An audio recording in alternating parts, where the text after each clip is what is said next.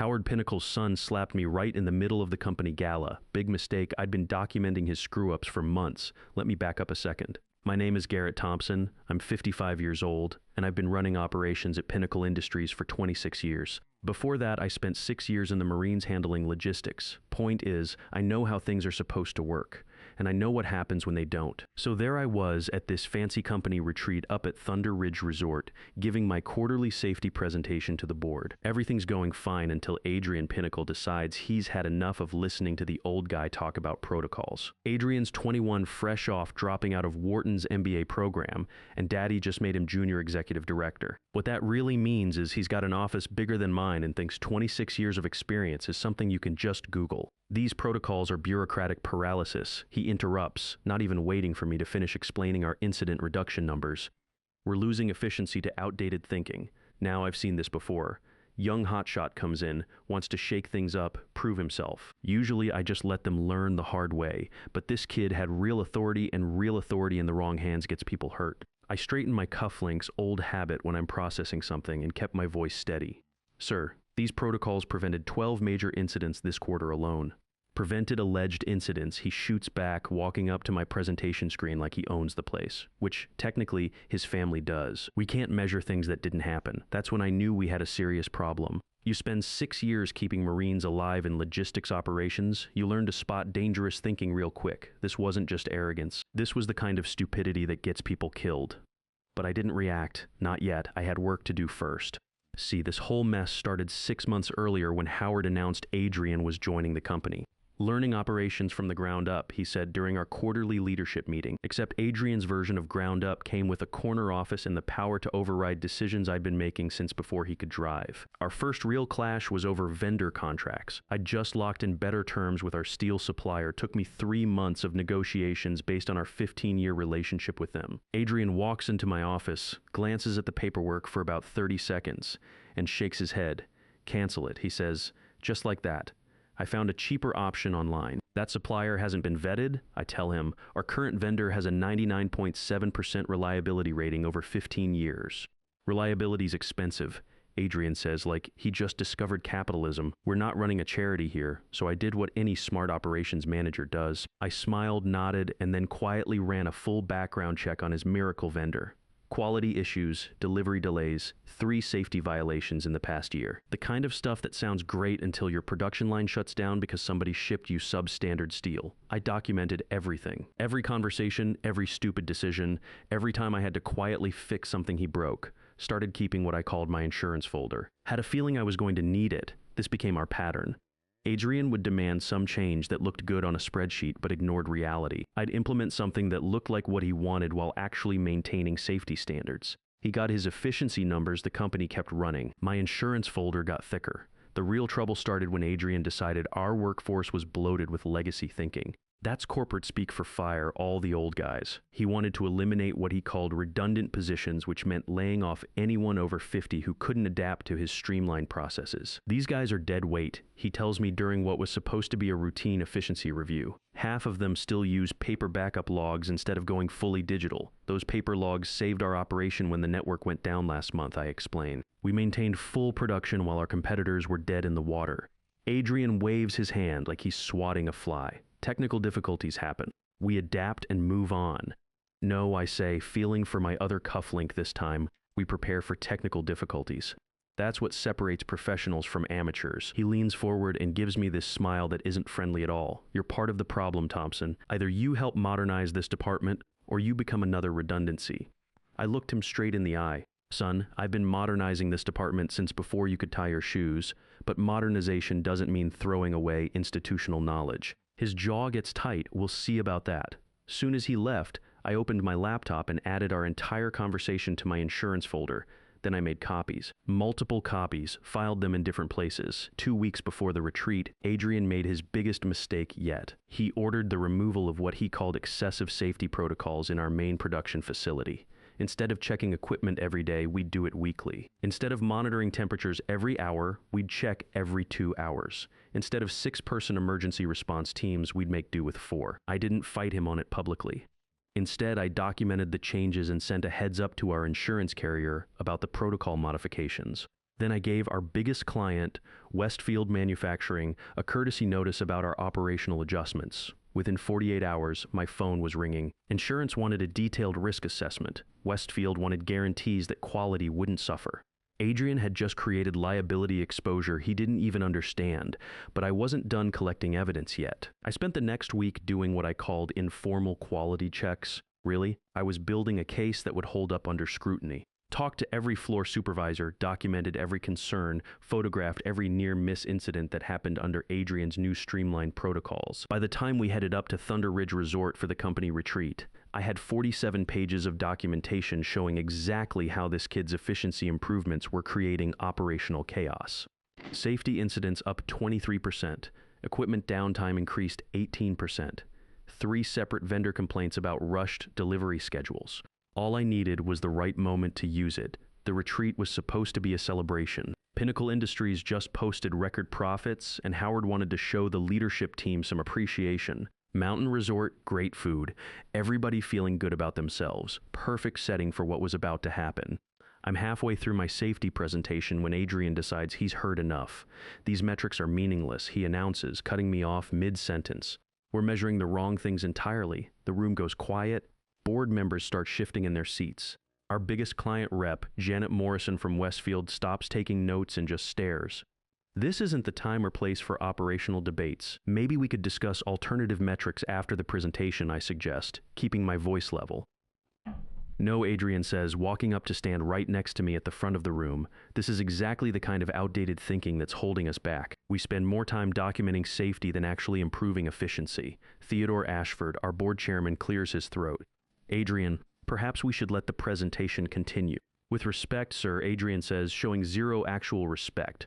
This presentation represents everything wrong with our operational philosophy. Now I'm thinking, okay, kid wants to play hardball in front of the board.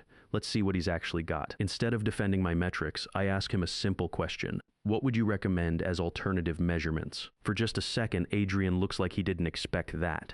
Then he launches into this speech about productivity optimization and cost per unit analysis. That sounds impressive until you realize he's completely ignored the human factor in industrial operations.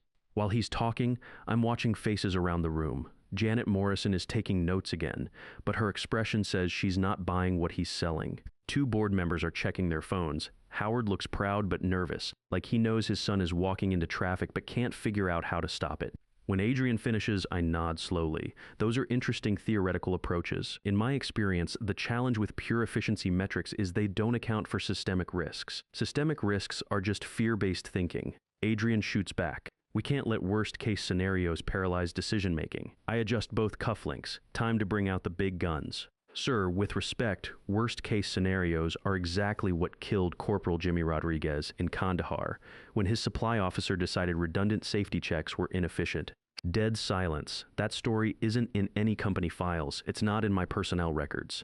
It's the reason I've spent 26 years making sure proper procedures get followed no matter how inconvenient they seem to hotshot executives. Adrian's face goes red. This isn't a war zone, Thompson. This is business. You're absolutely right, I say. In business, mistakes cost money. In my previous job, mistakes cost lives. I prefer the current stakes. That's when he completely loses it.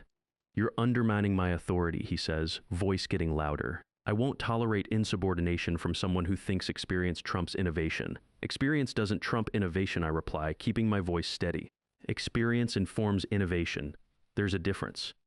Adrian steps closer, close enough that I can see he's actually shaking with anger. Fire the Johnson team, he says suddenly. They questioned my efficiency recommendations last week. Now he's crossed a line. The Johnson team has 47 years of combined experience and just prevented a major equipment failure through their supposedly outdated inspection procedures. I won't be doing that, I tell him. That's an order. Adrian snaps. Orders require legitimate authority. Authority comes from competence, not inheritance. The slap comes fast, not hard enough to do damage, but loud enough that everyone in the room hears it. The sound cuts through all the polite conversation like a gunshot. For a moment, nobody moves. Janet Morrison's got her phone halfway to her ear.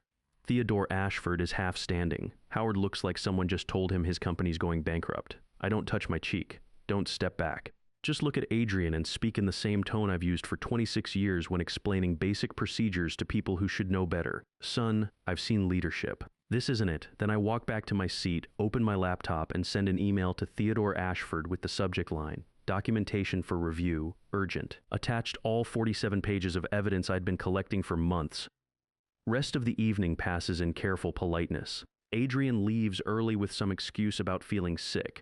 Howard makes apologetic noises about family matters. I finish my dinner and listen to the board chairman discuss contingency planning in language that sounds casual but means serious business. Next morning, Howard calls me into his office. He won't look me in the eye when he starts talking. "Garrett, I'm afraid I'm going to have to check your email first," I interrupt politely. Howard opens his laptop and starts scrolling through the documentation I sent him the night before. Safety violations, cost overrun projections, insurance liability assessments, client complaints, everything I'd been carefully documenting while his son was playing CEO. When he finishes reading, his whole expression has changed. "How long have you been gathering this? Since Adrian's first week making operational decisions. It's my job to assess systemic risks." Howard closes the laptop. I didn't realize it had gotten this serious enough that our insurance carrier wants a formal safety audit, and Westfield is considering alternative suppliers if our quality metrics decline. He sits there quiet for a long time. Finally asks, "What do you recommend?" Adrian needs extensive operational mentoring before he can handle independent authority, and the company needs policies preventing family appointments without demonstrated competence. That would require board approval. I smile. Theodore Ashford is expecting my formal recommendation by noon today. Howard looks at me with something between respect and resignation. "You've thought this through completely, sir. I've been thinking this through for 26 years. Every time someone with more authority than sense tries to fix something that isn't broken, the board meeting gets scheduled for that same afternoon. Emergency session, they call it. When I walk into that conference room on the 32nd floor, all 12 directors are already seated around the table. Nobody's smiling. Adrian's not there. Apparently he wasn't invited to his own performance review. Theodore Ashford doesn't waste time with pleasantries. "We've reviewed your submission, Garrett. Walk us through your findings." So I do. 47 pages of documentation, and I present every bit of it without editorial comment. Just facts, photographs, correspondence, and projected consequences. Safety incidents up 23% in 6 months. Equipment downtime increased 18%. 3 vendor complaints about rushed schedules causing quality issues. When I finish, Ashford asks the only question that matters. What happens if we ignore these findings? Regulatory shutdown within 6 months, I answer. Client contract cancellations within 3, insurance policy cancellation within 1, and probably a wrongful death lawsuit when someone gets hurt because we prioritized speed over safety. The room gets real quiet real fast. These are smart business people. They understand liability exposure. And if we address them, continued growth with proper risk management, maintained client relationships, regulatory compliance, and a succession planning process that ensures competence comes before family connections.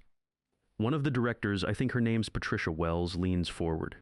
"Mr. Thompson, you're essentially asking us to choose between the founding family and operational stability." "No, ma'am," I say. "I'm asking you to choose between short-term family politics and long-term company survival. Those don't have to be mutually exclusive, but right now, they are." Another director speaks up. "We also need to consider the reputational impact on the Pinnacle name." Beverly Martinez, our compliance director who's been sitting quietly this whole time, finally jumps in. "Our fiduciary responsibility is to shareholders and employees, not family legacy. If we ignore documented safety violations to protect family reputation, we're liable for everything that happens next. That shifts the whole dynamic. Suddenly, it's not about hurt feelings or family drama. It's about legal exposure and corporate governance." Howard, who's been sitting at the far end of the table looking like he'd rather be anywhere else, finally speaks.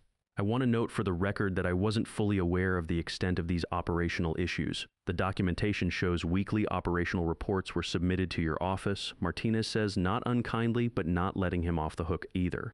"Were those not reviewed?" Howard clears his throat. "They were reviewed. I assumed the issues were being addressed through normal management channels. Normal management channels were being overridden by executive directive," I say. "That's documented too." Right then, Ashford's assistant comes in and hands him a piece of paper. He reads it, frowns, and looks up. "We just received a formal complaint from our insurance carrier. They're threatening to cancel our policy unless we complete an immediate safety audit and address all documented violations within 30 days. The room absorbs that like a physical blow. Without insurance coverage, we can't operate. Period. How did they get this information so quickly? Howard asks. Because I sent them copies of everything when Adrian first implemented his protocol changes, I say, along with our biggest client and the regional safety inspector. It's called due diligence. One of the younger directors, I think he's new minus, looks confused. Why would you notify external parties about internal operational changes? Because when you're responsible for workplace safety, you don't gamble with other people's lives to protect someone's feelings. If those changes had caused a serious accident, I'd be legally liable for not reporting known safety violations. That lands hard. These people understand personal liability even better than corporate liability. Ashford folds his hands on the table. Mr. Pinnacle, this board cannot ignore exposure of this magnitude. We have a fiduciary duty to address these issues immediately. For the first time since this whole mess started, Howard looks directly at me. What do you recommend for Adrian's position? Extensive operational mentoring with no independent authority until he demonstrates actual competence. Maybe a rotation through every department starting at entry level. Learn the business from the ground up for real this time. And if he refuses, I shrug. Then he's choosing his ego over the company's survival. That tells you everything you need to know about his leadership potential. The vote is unanimous. Adrian gets promoted to Senior Innovation Consultant, which is corporate speak for we're parking you somewhere you can't do damage while we figure out what to do with you. Howard agrees to implement mandatory competence assessments for all family members seeking executive roles, and they offer me the position of Vice President of Operations with full authority over safety protocols and personnel decisions. I don't celebrate. I don't feel vindicated. Mostly I feel tired. This whole situation could have been avoided if people had just listened to experience instead of dismissing it as outdated thinking, but I accept the position. Someone needs to make sure this doesn't happen again. When the meeting ends, Howard asks me to stay behind. We sit there alone for a few minutes before he speaks. I want you to know this wasn't personal. I know I tell him, but it wasn't professional either. It was family politics, and family politics don't belong in industrial operations. How do I fix this with Adrian? You don't fix it with Adrian. You fix it with the company, put systems in place. So this can't happen again, regardless of who tries it.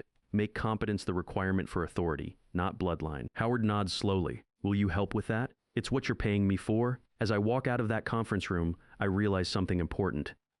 The revenge wasn't in watching Adrian get demoted or seeing Howard squirm. The revenge was in building something better. A system where competence actually matters. Where experience gets respected instead of dismissed. Where the next generation learns from institutional knowledge instead of trying to eliminate it. That's how real change happens. Not through drama or confrontation, but through documentation, patience, and making sure the right people have the right information at the right time. 6 months later, I'm back at Thunder Ridge Resort for our year-end celebration. This time, I'm presenting as VP of Operations, and the numbers tell a different story. 0 major safety incidents. 15% efficiency improvement through systematic process optimization. 2 new major clients who chose us specifically because of our operational stability. As I wrap up the presentation, I notice Janet Morrison from Westfield in the front row. After everyone starts heading to dinner, she walks over with a smile. Impressive turnaround, she says. Westfield's recommending you to our other suppliers as a best practice example. Consistency pays dividends, I tell her. She laughs. Consistency and competence. That's getting harder to find these days. Later that evening, I'm standing near the bar when a young engineer from our production team approaches. His name's Tommy Rodriguez, no relation to the Marine I mentioned earlier, but the coincidence isn't lost on me, Mr. Thompson. I wanted to thank you for the mentorship program, he says. It's made a real difference in how we approach problem solving. Experience shared is experience multiplied, I tell him. That's how institutional knowledge actually grows instead of getting lost. He nods seriously. Will you have time next week to review our new quality control protocols? I want to make sure we're building on proven foundations instead of reinventing everything. Always, I say. That's what I'm here for. As the evening winds down, I walk past the exact spot where Adrian slapped me a year ago. I don't feel any particular emotion about it. It's just geography now. The cufflink adjustment habit is mostly gone too. Don't need that stress response when systems are actually working properly. About 3 months after the board meeting, I got word that Adrian had taken a position with a tech startup in California. Some kind of innovation consulting role where he could disrupt industries without being responsible for actual operations. Perfect fit, really.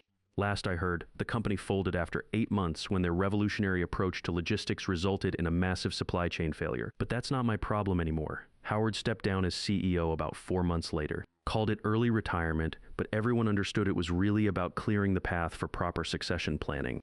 The board brought in an outside candidate with 20 years of industrial experience. Smart move. We implemented the competence assessment policies across all departments, not just family appointments. Turns out when you actually measure people's ability to do their jobs, instead of just looking at their resumes or connections, you get better results. Who could have predicted that? The mentorship program has been the most satisfying part. We pair experienced employees with newer ones, not based on age but on knowledge transfer needs. Some of our best mentors are people in their 30s who've mastered complex technical skills. Some of our most eager students are veterans looking to expand into new areas. What we eliminated was the assumption that experience equals resistance to change, or that innovation requires throwing away everything that came before. Turns out you can have both systematic improvement and respect for institutional knowledge. Crazy concept, I know. Our safety record is now the best in the industry. Our efficiency metrics improved across the board. Client satisfaction is up 27%. Employee retention is at an all-time high, and we're training the next generation of leaders based on competence and character instead of who they're related to. The insurance company that threatened to drop us. They now use our safety protocols as a model for other clients. The regional inspector who witnessed the original confrontation. He's recommended us for industry safety awards 3 times. Sometimes I think about what would have happened if I'd reacted emotionally that night. If I'd yelled back or walked out or tried to embarrass Adrian publicly. Short-term satisfaction maybe, but no long-term change. The system would have stayed broken, just with different people running it. Documentation defeated entitlement. Patience outlasted privilege. And systematic thinking created lasting change that protects everyone who comes after. The funny thing about real power is that it's not dramatic. It doesn't announce itself or demand attention. It just quietly makes sure things work the way they're supposed to work. And when someone tries to break those systems for their own benefit, real power has the evidence ready to restore proper order. That's the lesson here. Not that you should document everything out of paranoia, but that you should document everything out of professionalism. Not that you should wait for perfect moments to act, but that you should prepare thoroughly so you can act effectively when those moments come. Young Adrian wanted to modernize through destruction. I modernized through construction, built something stronger than what we had before. Something that serves the company, the employees, and the clients instead of just serving ego. The best revenge isn't getting even. It's building something so solid that the people who tried to tear it down become irrelevant to its success. 26 years of experience taught me that the loudest person in the room rarely controls what happens next. The people who actually run things just keep the systems working while everything else sorts itself out. And sometimes when entitled people mistake authority for competence, those systems have a way of correcting themselves. You just have to be patient, thorough, and ready when the moment comes. Listen, if you've ever dealt with someone at work who thinks their position gives them the right to ignore safety, disrespect experience, or put people at risk for their own advancement, here's what I learned. Don't fight them emotionally, fight them systematically. Document everything. Build relationships with people who understand the real stakes. And when the moment comes to present your case, make sure you're holding all the cards that matter. Because in the end, competence beats connections. Systems outlast personalities, and the company always needs people who know how to actually run things, regardless of who thinks they're in charge. The people who do the real work, we're not going anywhere. We just make sure everything keeps running while the drama sorts itself out.